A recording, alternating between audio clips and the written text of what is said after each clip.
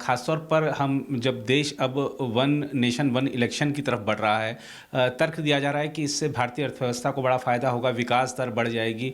लोग समझना चाहते हैं और ख़ासतौर पर अगर कोई अर्थशास्त्री समझाए कि कैसे देश की विकास दर बढ़ जाएगी और अर्थव्यवस्था को क्या लाभ होगा वन नेशन वन इलेक्शन से सर, क्योंकि बड़ा हॉट टॉपिक है ये। हाँ, बिल्कुल महत्वपूर्ण भी है। जी।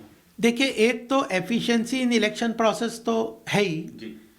सबसे बड़ी बात इसमें अर्थव्यवस्था में इसमें देश को बड़ा फायदा होगा। उसका कारण ये है कि जब मल्टीपल इलेक्शंस होते हैं, हर 3 महीने में सरकार ने रिपोर्ट में भी जो अपने पूर्व जो हमारे राष्ट्रपति जी थे कोविंद साहब, उसने उनकी कमेटी ने रिपोर्ट में कहा कि भारत में हर 3 महीने में कोई ना कोई इलेक्शन किसी न किसी स्टेट्स में होता है। और जब कोई प्रदेश में या कहीं भी कोई इलेक्शन होता है, और ये तो मैं स्टेट और सेंटर की बात कर रहा हूँ, पंचायत और वो तो चलते ही रहते हैं कभी भी।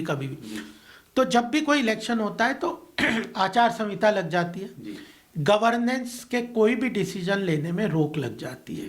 तो जब ये मल्टीपल इलेक्शंस हमारे देश में होते हैं और आचार संहिता लग जाती है तो गवर्नेंस जो है उसको स्टैंड स्टिल पे आ जाती है।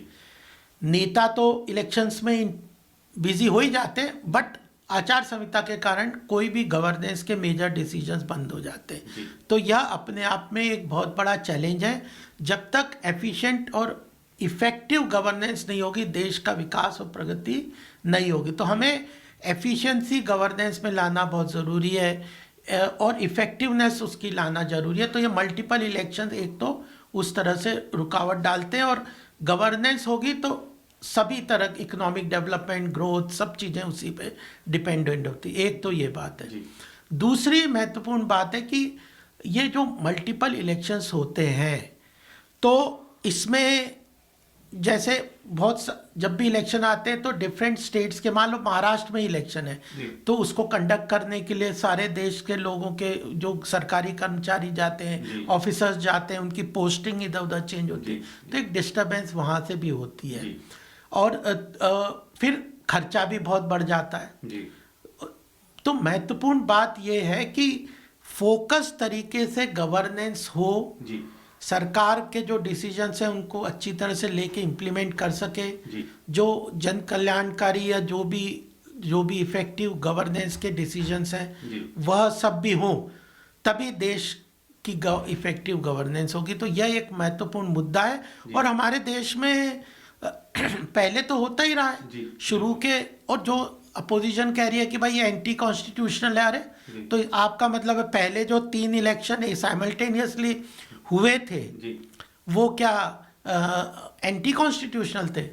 ये तो इमरजेंसी में के बाद जिस तरह से कुछ कांग्रेस की सरकारों ने धारा 356 का मिसयूज किया, अगर सेंटर इलेक्शन लेवल पे जो प्रदेश की सरकारों को गिराया, भंग किया और केंद्र का शासन वहाँ पे लगाया, उसके कारण ये डिफरेंसेस हुए।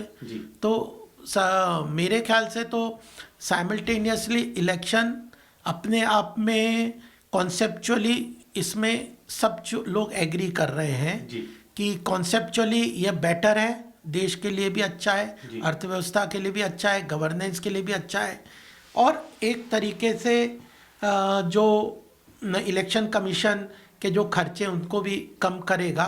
तो जब जो चीज़ कॉन्सेप्चुअली अच्छी है, वो कह रहे हैं कि इसकी इम्प्लीमेंटेशन में प्रॉब्लम है, तो इम्प्लीमेंटेशन तो हमारी सरकार देखेगी, इम्प्लीमेंटेशन में जो प्रॉब्लम आएगी उसको डिस्कस कर लेंगे, लेकिन कॉन्सेप्चुअली अगर आप एग्री होते तो उसमें आना चाहिए।